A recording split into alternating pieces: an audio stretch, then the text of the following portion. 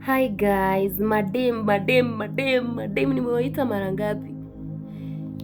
Guy, mi vitu zenye nimeona leo sijaiona na bado ninafikiria, sijakula. Nimekuwa hosi fulani, sitataja jina ya hosi. Nimekuwa hosi fulani. So mimi tulikuwa kwa line. Unaona vile mnaambia rudini nje mpange line sijui nini kono nyinyi. Mimi si unajua madaktari wa Kisii vile wako na roho tu zenye zao personal tu. So mimi nilikuwa kwa line, kulikuwa na watu wengi. So mimi nilikuwa nimekaa hapo kwa line. So kuna dem alikuja na mama yake hapo. So huyo dem alikuwa amekaa hapo akaanza ku kneel down. Line ni kubwa. Hey, line ilikuwa ndefu I say.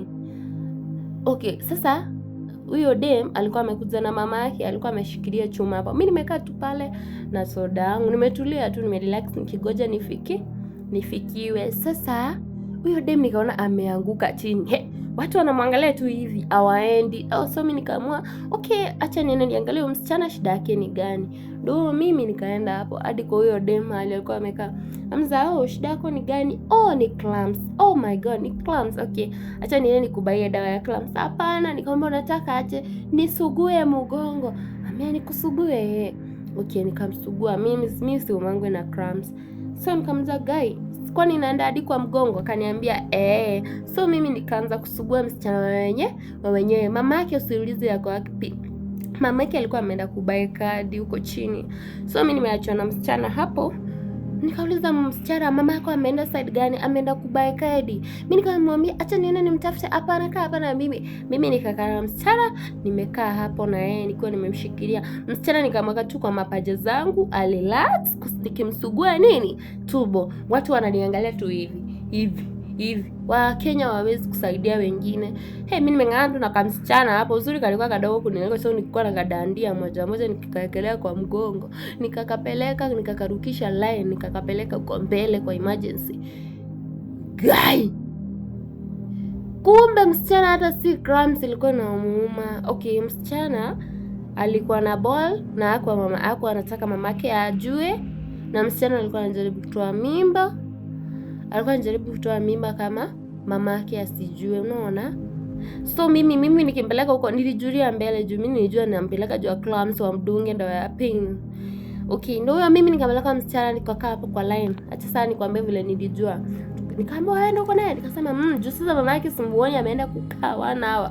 Mimi nikaingisha huyo msichana alikuwa analia. Msichana kaangalia, nikaambiwa ati msichana alikuwa anajaribu kutoa mimba, ikakataa.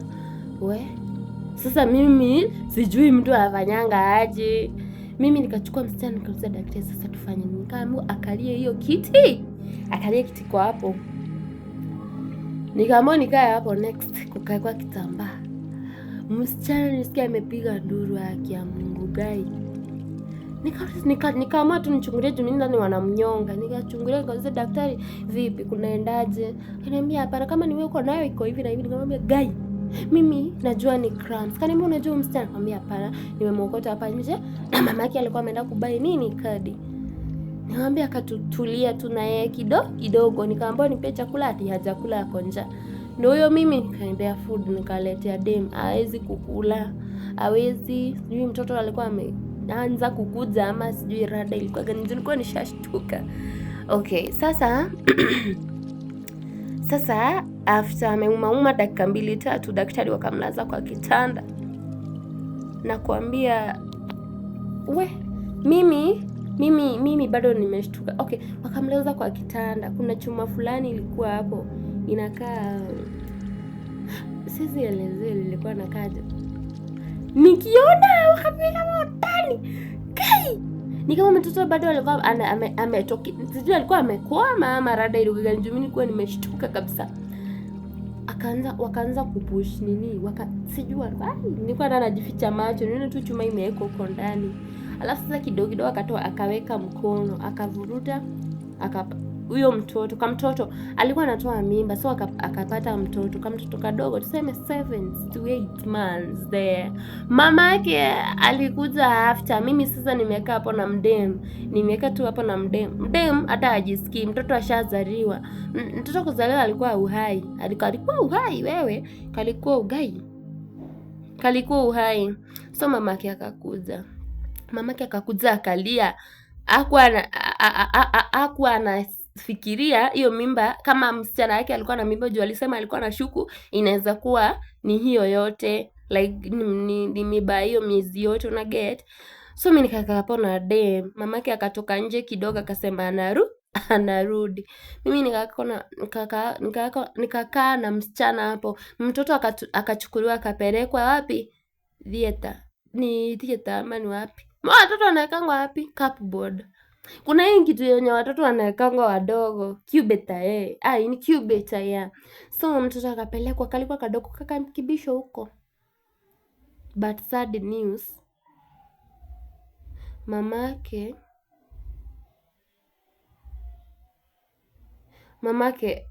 hakuamka.